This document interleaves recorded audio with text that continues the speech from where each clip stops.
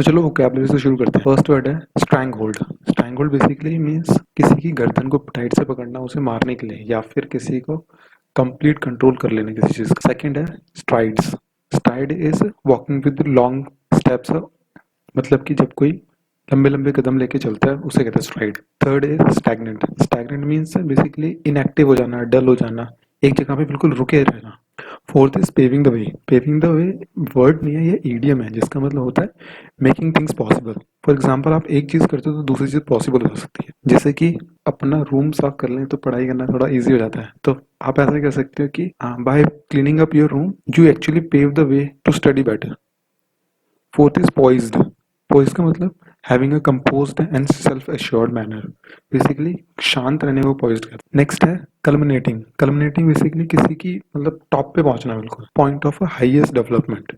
Next है quest. Quest basically किसी की बारे में सर्च करना बहुत ज्यादा। नेक्स्ट है क्विवर।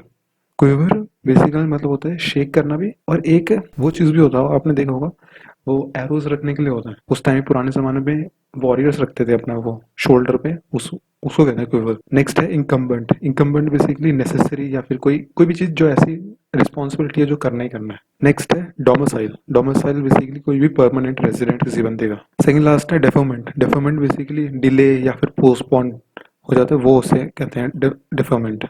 लास्ट टिंकरर्स। टिंकरर्स बेसिकली कोई भी इंसान जिसको चीजें फिक्स करना या एक्सपेरिमेंट करना मशीन के साथ पसंद हो। अब कॉन्सेप्ट पे आ जाते हैं। इस आर्टिकल में दो इंपॉर्टेंट कॉन्सेप्ट थे, जिसमें से फर्स्ट था initial public offering and second था स्टॉक ऑप्शंस, या फिर जिसे कभी कभी एम्प्लॉय स्टॉक ऑप्शन भी कहते हैं। तो इनिशियल पब्लिक ऑफर को देखते पहले इसका क्या मतलब है। इसका बेसिकली क्या होता है, process by which a private company can go public by sale of its stocks to general public. तो बेसिकली कहने का मतलब क्या है कि अगर कोई प्राइवेट कंपनी है और वो पहली बार अपने शेयर इशू कर रही है जनरल पब्लिक को, मतलब नॉर्मल जो रिटेल इन्वेस्टर्स होते हैं उनको, तो उसे इनिशियल पब्लिक ऑफर कहते हैं। इसके दो मेथड भी होते हैं करने के। फर्स्ट होता है fix price method and second होता है book building method. Fix price method में क्या है कि फॉर एग्जांपल अगर कंपनी अनाउंसमेंट करती है कि वो भाई उन्हें इतना कैपिटल रेज करना है, इतने शेयर्स इशू करेंगे और इस प्राइस पे करेंगे, तो वो स्टार्टिंग में ही प्राइस को फिक्स कर देते हैं। जैसे फॉर एग्जांपल 100 रुपीज में वो शेयर को इशू करेंगे। बट बुक बिल्डिंग मेथड क्या होता है, बुक बिल्डिंग मेथड में वो डायरेक्ट एक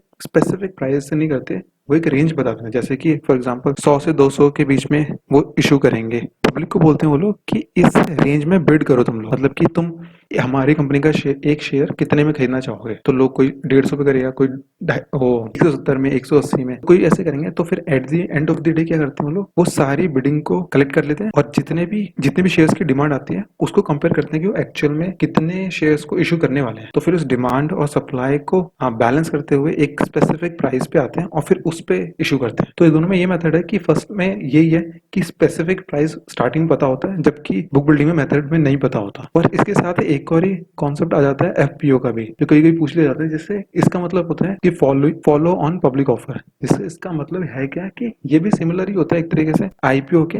बट फॉर एग्जाम्पल कोई ये प्राइवेट कंपनी थी, इसने आईपीओ डाला, ये स्टॉक मार्केट पे लिस्ट हो गई, बढ़िया। बट अगर इसे दोबारा से कैपिटल रेज करना है स्टॉक मार्केट से, और वही भी शेयर्स इशू करके, तो उस प्रोसेस को आईपीओ नहीं कहेंगे, फिर उसे फॉलो ऑन पब्लिक ऑफर कहेंगे, एफपीओ कहेंगे फिर उसे। तो मतलब सिमिलर है सब कुछ, बस टर्मिनोलॉजी चेंज आती है जब कोई एक बार आईपीओ लाने के बाद दोबारा से कैपिटल रेज कर रहा है थ्रू शेयर्स। सेकंड कॉन्सेप्ट था कि stock option. Stock option basically a benefit in the form of an option given by a company to an employee to buy shares in the company at a discount or at a stated fixed price। तो basically ये option है सबसे पहले, तो कि एक ऐसा नहीं है कि तुम्हें करना ही करना है, एक ऑप्शन है जो कंपनी प्रोवाइड करती है अपने एम्प्लॉय को कि वो भाई इस हमारी कंपनी के शेयर्स तुम खरीद सकते हो इस प्राइस पे, और वो प्राइस कुछ भी हो सकता है, या फिर कोई भी फिक्स प्राइस हो सकता है, या फिर कोई मार्केट प्राइस का ही कोई डिस्काउंटेड प्राइस हो सकता है, कुछ भी। अब ये एम्प्लॉय पे के पास ऑप्शन है कि वो एक्चुअल में इसको एक्सरसाइज करता है कि नहीं करता। फाइनली आते हैं एडिटोरियल पे। तो एडिटोरियल का टाइटल था freeing up the innovation space, और ये लिखा किसने, ये लिखा है दो लोगों ने, राजीव मंत्री एंड विवेक सिंह। तो आर्टिकल कुछ ऐसे शुरू हुआ है कि agriculture contributes to 16.5% of India's GDP and government of India invests over 2% of GDP annually in defence. While these sectors could not be more different, they have one thing in common: limited impact on entrepreneurship and innovation. तो इन्होंने ये contrast define करने की कोशिश करा है कि, और कहा है कि एग्रीकल्चर का, जबकि हमें पता है कि कंट्रीब्यूशन जीडीपी में है 16.5% का, बट फिर भी government of India 2% of GDP invest करता है एनुअली डिफेंस के अंदर। तो क्या है कि भले ही ये दो सेक्टर डिफरेंट है एक दूसरे से काफी ज्यादा, बट इनमें एक चीज कॉमन है, वो है कि इन दोनों ही सेक्टर में जो एंटरप्रेन्योरशिप और इनोवेशन का जो इम्पैक्ट है वो काफी कम रहा है। तो नेक्स्ट कह रहे हैं author, the principal main reason for this near absence has been the legacy regulatory stranglehold and accompanying incentive structure in these two critical national sectors, consigning them to subpar performance over the decade। तो basically क्या है कि ये दो main reason है। जो first तो ये है कि स्ट्रैंग होल्ड रेगुलेटरीज, बेसिकली मतलब जो टाइट रूल एंड रेगुलेशन है इन दोनों सेक्टर्स के आसपास, और दूसरा है इनका इंसेंटिव स्ट्रक्चर।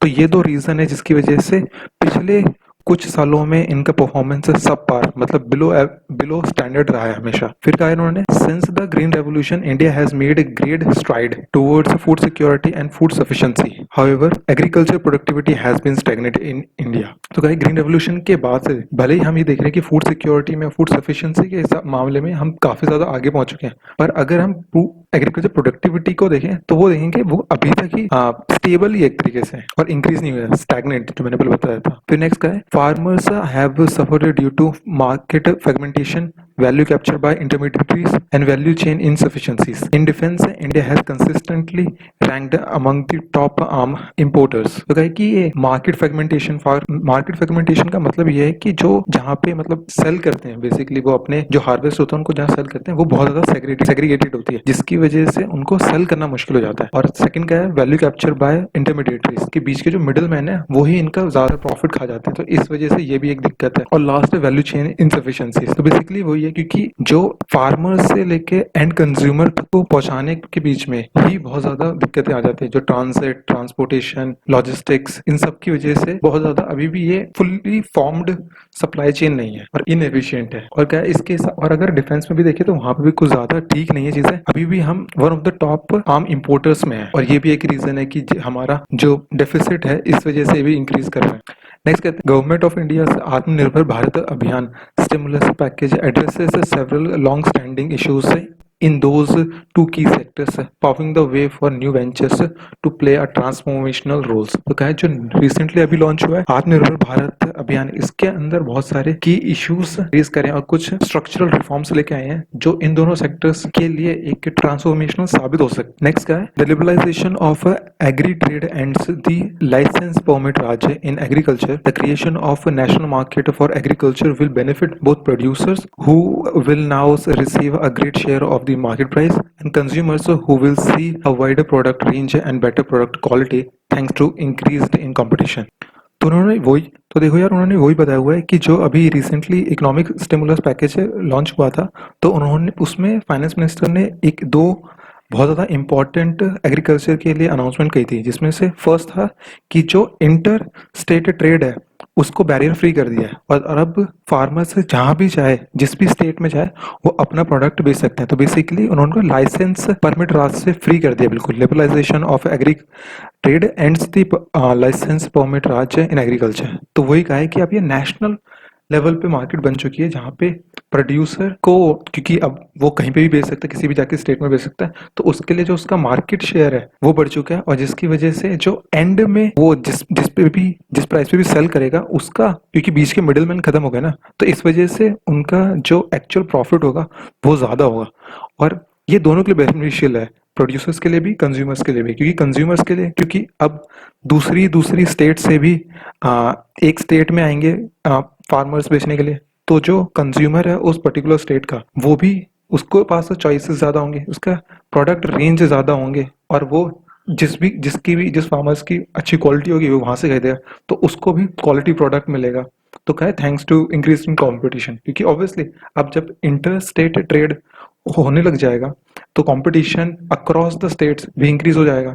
तो ये चीज बताया है।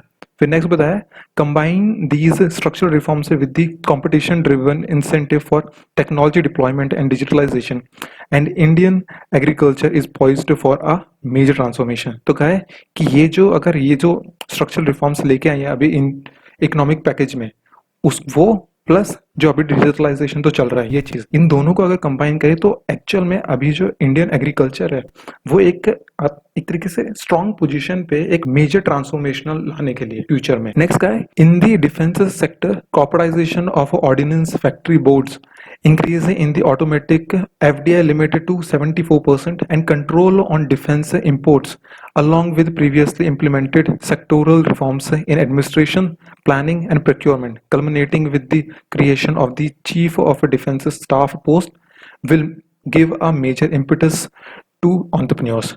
तो क्या है, ये तो था ही एग्रीकल्चर के लिए। अब बात करते हैं अगर डिफेंस सेक्टर के लिए भी, तो अभी जो रिसेंट इकोनॉमिक पैकेज था उसमें भी ये अनाउंसमेंट हुई थी कि जो ऑर्डिनेंस फैक्ट्री बोर्ड है उसको भी अब कॉर्पोरेटाइज कर देंगे और उसके अंदर ऑटोमेटिक एफडीआई, यहाँ पे इंपॉर्टेंट है, यहाँ पे दो एक्चुअल में दो तरीके की एफडीआई होती है, एक होती है ऑटोमेटिक एफडीआई और दूसरी होती है अप्रूवल एफडीआई। तो उसमें होता क्या है कि उसमें सेंट्रल गवर्नमेंट की परमिशन लेनी होती है। तो मान के चलो अगर किसी फॉरेन कंपनी को इंडिया में आना है और इंडिया में इन्वेस्ट, तो उसके लिए कुछ कुछ ऐसे सेक्टर्स हैं जहां पे अगर वहां पे अप्रूवल बेस्ड है तो वहां पे उनको पहले वो डायरेक्टली कंपनी में इन्वेस्ट, इंडियन कंपनी में इन्वेस्ट नहीं कर सकते, उनको पहले सेंट्रल गवर्नमेंट से परमिट लेना पड़ेगा फिर जाके इन्वेस्ट करना पड़ेगा। तो कहा है कि ऑटोमेटिक में, नॉट अप्रूवल में, ऑटोमेटिक में एफडीआई में 74% तक अभी इंक्रीज कर दिया डिफेंस सेक्टर में। तो ये कहा है कि ये प्लस कंट्रोल अब क्योंकि डिफेंस इंपोर्ट पे भी अब लिमिटेशन डाल दी गई है, तो कहा ये प्लस जो और ज्यादा स्ट्रक्चरल रिफॉर्म से के आए हैं एडमिनिस्ट्रेशन में, प्लानिंग में और प्रोक्योरमेंट में, ये दोनों को कंबाइन करके ये एंटरप्रेन्योर स्पिरिट होगी वो उसको पुश करेगा इंडिया के अंदर। तो क्या है, इम्पिटस बेसिकली मींस पुश करना है किसी चीज को। तो क्या है, ये चीज है क्योंकि ऑब्वियसली क्योंकि अब जब एफडीआई लेवल बढ़ चुका है तो इंडियन एंटरप्रेन्योर्स भी वो उनको भी स्पेस मिल जाएगा और वो भी इन डिफेंस सेक्टर में आके काम करने की कोशिश करेंगे।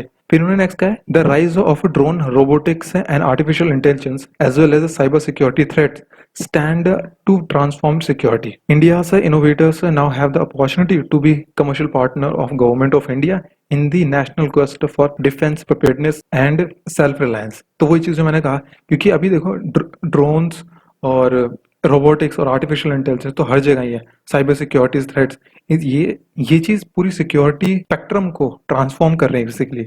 और ड्रोन तो आजकल अब तो हेलीकॉप्टर शॉट्स के लिए भी ड्रोन ही यूज होता है, और अब तो यूट्यूबर्स भी यूज करते हैं, फिल्म मेकर तो छोड़ो, यूट्यूबर्स भी यूज वही करते हैं।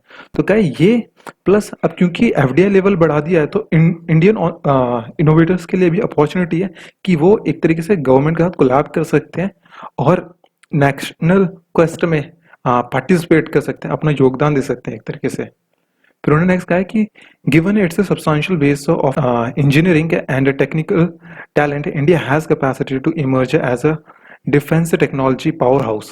Such products can be offered to international partners and allies, adding new arrows to our diplomatic quiver, all the while retaining premier talent at home, building a high-value export industry, and creating well-paying jobs. तो क्या है, क्योंकि हमारे पास obviously engineering और technical talent बहुत ज़्यादा है, तो क्योंकि हमारे पास ये ज़्यादा है तो इंडिया के पास एक्चुअल में कैपेसिटी है कि वो एक ऐसा डिफेंस टेक्नोलॉजी पावर हाउस की के रोल में ऐसा इंटरनेशनल मार्केट में इमर्ज हो।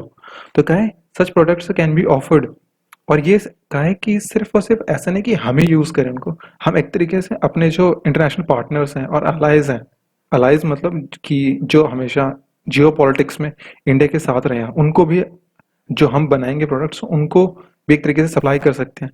और क्योंकि हम एक तरीके से उनकी हेल्प कर रहे होंगे वॉरफेयर मटेरियल प्रोवाइड करके, तो हम एक तरीके से उनके साथ हमारे जो डिप्लोमेटिक रिलेशनशिप्स हैं वो भी बेटर होंगे। तो वही चीज़ का है कि new arrows to our diplomatic quiver, तो वो हमारे फ्रेंडशिप दूसरी कंट्रीज के साथ जो हमारी अलाइज है उनके साथ और ज़्यादा स्ट्रेंथन हो जाएगी। तो उसके साथ क्या है, क्योंकि अब हम जो प्रीमियम प्रोडक्ट हो रहेंगे वो हम अपनी कंट्री में बना रहेंगे, तो इसकी तरीके से जो हमारा प्रीमियर टैलेंट है वो भी इंडिया में ही रहेगा। तो इसी वजह से ब्रेन ड्रेन की जो सिचुएशन होती है हर बार कि क्योंकि हाई पेइंग जॉब या क्वालिटी वर्क जॉब इंडिया में नहीं होती, इसलिए लोग दूसरी कंट्री में जाके काम करने लग जाते हैं। तो हम इस वजह से एक तरीके से रिटेन कर पाएंगे उनको अपनी होम कंट्री में। और क्या है, इस वजह से क्योंकि अब हम प्रोड्यूस भी बहुत ज़्यादा कर रहे होंगे और हाई क्वालिटी प्रोड्यूस करेंगे, तो अब हम उनको हाई वैल्यू एक्सपोर्ट इंडस्ट्री भी एक तरीके से इमर्ज हो सकती है इस डिफेंस सेक्टर की वजह से। और क्या है, क्योंकि सब प्रीमियम क्वालिटी का सब कुछ हो रहा है, प्रोड्यूस भी प्रीमियम क्वालिटी का हो रहा है, एक्सपोर्ट भी प्रीमियम क्वालिटी का हो रहा है। तो जो लोग बना रहे हैं, जो एक्चुअली प्रोड्यूस कर रहे हैं, उनके लिए भी एक तरीके से हाई पेइंग जॉब्स भी क्रिएट होंगी। फिर नेक्स्ट कहा है उन्होंने, India has taken the bold step of opening up 2 more strategic sectors, space and nuclear medicine, to private participation under Atmanirbhar Bharat Abhiyan. The wellspring of talent in these 2 areas can now take to entrepreneurship. The opening up of these strategic sector should be seen from the lens of both civilians and defense applications. तो कहा है कि सिर्फ ये जो defence था इसको नहीं, 2 और ज्यादा स्ट्रेटेजिक सेक्टर थे उनको भी एक तरीके से प्राइवेटाइज करा है, एक तरीके से जिनमें है स्पेस और न्यूक्लियर मेडिसिन। तो इसका है, और इन दोनों ही सेक्टर को बहुत सिविलियन और डिफेंस दोनों तरीके से देखना चाहिए। कहा है in the civilian sphere space technology is one of the fastest growing industry today. Satellite launch and space-based services such as geospatial intelligence are creating new business opportunity in diverse sectors such as agriculture, aquaculture, tourism and financial services। तो जो space technology है वो एक तरीके से बहुत ज्यादा अब ग्रो तो कर ही रही है। तो और क्योंकि और ये हर डोमेन में यूज हो जाती है, तो क्योंकि एग्रीकल्चर में भी यूज हो रही है, एक्वाकल्चर में भी हो रही है, टूरिज्म में भी हो रही है, फाइनेंशियल सर्विसेज में होती है। तो इनका बेसिकली कंट्रीब्यूशन बहुत सारे डोमेन में अप्लाई हो सकता है। तो इस वजह से ये एक तरीके से जो नॉर्मल सिविलियंस हैं उनकी लाइफ को भी काफी ज्यादा अफेक्ट कर सकता है, और वो भी काफी ज्यादा एरियाज में अफेक्ट कर सकता है। और फिर जो सेकंड बताया उन्होंने, nuclear medicine and nuclear irradiation technology in private hands opens new avenues for the medical, agriculture and food industries. तो वो वही चीज है कि सेम थिंग उसके लिए भी है, न्यूक्लियर मेडिसिन के लिए भी। नेक्स्ट का है, इन अप्रैल 2019 India became the 4th space defense power in the world when it successfully tested an anti-satellite weapon. In November 2019, it operationalized the Defense Space Agency. तो ये तो self-explanatory है. While Government of India will remain on the front line of all such strategic sectors concerning national security, the door is now open for private technologists and engineers to partner with the government. तो क्या है, क्योंकि अब ये सारे sector सब खोल तो दिए, प्राइवेटाइज के लिए खोल दिए, और ये क्योंकि नेशनल सिक्योरिटी से रिलेटेड है तो गवर्नमेंट तो काम करती रहेगी इसी चक्कर के लिए। बट अब क्योंकि प्राइवेटाइज कर दिया है इनको टू सम एक्सटेंट, तो अब जो प्राइवेट टेक्नोलॉजिस्ट हैं, इंजीनियर्स हैं, वो उनको करना चाहिए कि अब उनके लिए एक अपॉर्चुनिटी एक तरीके से कि वो गवर्नमेंट के साथ कोलैब करें और इसके अंदर और ज्यादा अपना कंट्रीब्यूशन दें। फिर उन्होंने कहा है कि Atmanirbhar Bharat Abhiyan also addresses a crucial capital access challenge faced by startups. Technology business typically incur upfront fixed cost and profit generation kicks in only upon achieving a certain level in the business और on the monetization of intellectual property right. तो देखो अब इन्होंने ये भी कहा है कि क्योंकि इस आत्मनिर्भर प्लान में ये इस चीज को भी बहुत ज्यादा ध्यान रखा है कि कैपिटल एक्सेस जो न्यू स्टार्टअप्स के लिए होता है उनके लिए कैपिटल रेज करना बहुत ज्यादा मुश्किल होता है। तो इस चीज को भी कंसिडर करा है उन्होंने, क्योंकि हमें पता है क्योंकि जो भी कोई भी टेक्नोलॉजिकल रिलेटेड बिजनेस है उनके लिए इनिशियल कॉस्ट उनकी बहुत ज्यादा होती है, और प्रॉफिट वो लोग तभी बना सकते हैं जब अगर या तो उनका इंटेलेक्चुअल प्रॉपर्टी जो उन्होंने टेक्नोलॉजी बनाई है अपनी खुद की वो अगर मोनेटाइज हो जाए वो, या फिर ये है कि इन्होंने achieving a certain level in the business. तो बेसिकली एक पर्टिकुलर एक थ्रेशोल्ड लेवल को क्रॉस करने के बाद ही उनका प्रॉफिट जनरेशन शुरू होता है। फिर उनका है in either case the business sees losses upfront with the prospect of earning emerging only in the future. The incumbent regulatory regime in initial public offering made it difficult for such new age businesses to list in India or affected valuation, driving startups to domicile abroad to access growth capital। तो basically ये इन्होंने यही बताया कि अब देखो यार, problem चाहे कुछ भी हो, बिजनेसेस को स्टार्टिंग में लॉस करना ही पड़ता है फेस, और ये क्या है कि उनके और तब तक करना पड़ता है देखिए जब तक कि अर्निंग के प्रोस्पेक्ट अगर फ्यूचर में अगर हैं वो नहीं आते तो। और कहा है, और ये क्यों है एक तरीके से, क्योंकि इंडिया में न्यू स्टार्टअप्स के लिए आईपीओ लाना बहुत ज़्यादा मुश्किल है। उसके लिए जो रेगुलेटरी और जो गाइडलाइंस होती हैं स्टार्टिंग में फुलफिल करने के लिए, एलिजिबिलिटी क्राइटेरिया होता है एक स्टॉक एक्सचेंज पे लिस्टेड होने के लिए, वो बहुत ज़्यादा अभी एक तरीके से कहते हैं स्ट्रिंजेंट या बहुत ज़्यादा टाइट है एक तरीके से। और क्या है इसी वजह से क्या होता है, ये एक प्रॉब्लम भी है कि इसी वजह से इंडिया में न्यू स्टार्टअप्स इमर्ज नहीं कर पाते, और वो क्या करते हैं, वो try startups to domicile abroad. तो बेसिकली उनका कहने का मतलब है कि वो दूसरी कंट्री में चले जाते हैं और फिर वहां पे अपना स्टार्टअप ग्रो करने की कोशिश करते हैं और फिर वहां से फिर ग्रोथ कैपिटल रेज करते हैं। इस वजह से होता क्या है, क्योंकि अब देखो उस वाली कंट्रीज में चले जाएंगे तो फिर एम्प्लॉयमेंट भी, जब लोगों को हायर करेंगे तो वो वहीं के लोगों को हायर करेंगे, इंडियंस थोड़ा ना हायर करेंगे। तो ये एक, क्योंकि स्ट्रिंजेंट लॉ फॉर आईपीओस के लिए था, तो इसलिए ये एक तरीके से एडवर्स फैक्टर बन रहा था इंडिया के लिए, और इसलिए दूसरे स्टार्टअप्स जो बन रहे थे वो भी दूसरी कंट्रीज में जा रहे थे। तो इसके लिए उन्होंने कुछ करा है, उन्होंने आगे बताया कहा है, in the major liberalisation measures India registered companies have been permitted to go for IPOs on specified foreign stock exchanges. This comes as a follow-up of other relaxation provided to startups recently, which include deferment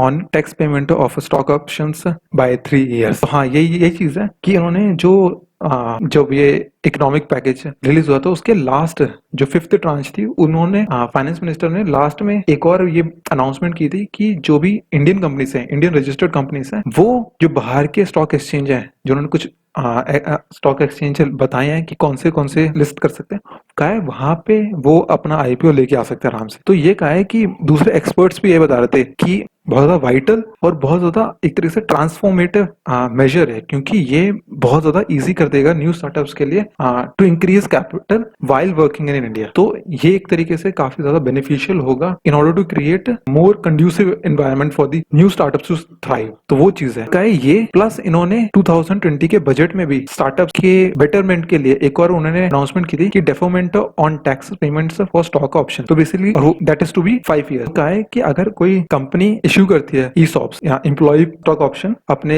employees को, क्या है कि जब उनको allot होंगे, employ को allot होंगे, तो उस टाइम पे उसे टैक्स पे करने की जरूरत नहीं है। वो क्या कर सकता है, वो या तो जब उसे टैक्स तभी पे करना पड़ेगा अगर या तो वो कंपनी क्विट कर रहा है, या फिर वो अपना शेयर्स को सेल कर रहा है, या फिर 5 साल के बाद जब वो उसका अलॉटमेंट हो गया उसके 5 साल के बाद उसे पे करने की जरूरत है टैक्स को। तो ये काफी ज्यादा एक तरीके से फायदेमंद है, और जो भी इन तीनों पीरियड में से लिस्ट होगा वो कंसीडर हो जाएगा। फिर नेक्स्ट उन्होंने कहा the range of measures in आत्मनिर्भर भारत अभियान opens entirely new industry for entrepreneurship while deepening structural reforms. These are changes that will allow emerging general purpose frontier technologies to be deployed in combinations for addressing national challenges. तो वही चीज है। फिर उन्होंने कहा है कि as a science writer Matt Ridley has observed in his book how innovation works and why it flourished in freedom. He has said innovation is the child of freedom and parent of prosperity. तो यही चीज है कि देखो, जब तक अगर business environment किसी कंट्री का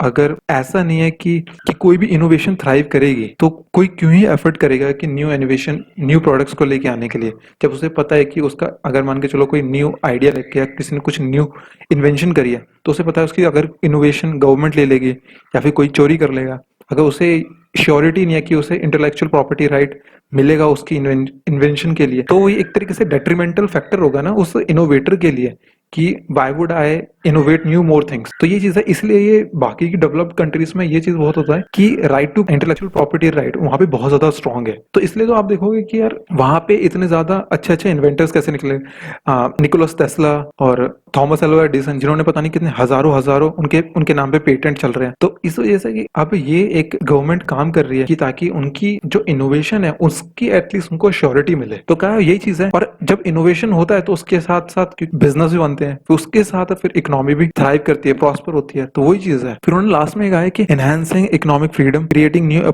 possibilities for entrepreneurs. It is now up to our technologists and tinkerers to harness this freedom and deliver greater prosperity. तो कहा है कि अब obviously क्योंकि अब इकोनॉमिक फ्रीडम को एनहांस करती जा रही है गवर्नमेंट, तो न्यू पॉसिबिलिटीज भी इमर्ज करती रहेंगी अब आगे चलते भी एंटरप्रेन्योर्स के लिए। तो अब टेक्नोलॉजिस्ट और जो एक्चुअल में काम करना चाहते हैं उनके पर जिम्मेदारी एक तरीके से कि वो इस फ्रीडम को, इस कंड्यूसिव एनवायरनमेंट को वो कैसे एक्चुअली में यूज करते हैं और प्रॉस्पेरिटी ब्रिंग करने की कोशिश करते हैं इकोनॉमी में। तो ये था पूरा एडिटोरियल यहाँ का। होप आपको पसंद आया। अगर आपको पसंद आया तो यार इसको जरूर लाइक करो, शेयर करो, और चैनल पर नए आए तो चैनल को सब्सक्राइब करके बेल आइकन को प्रेस कर लेना ताकि आपसे कोई भी न्यू अपडेट मिस ना हो। तब तक के लिए बाय बाय।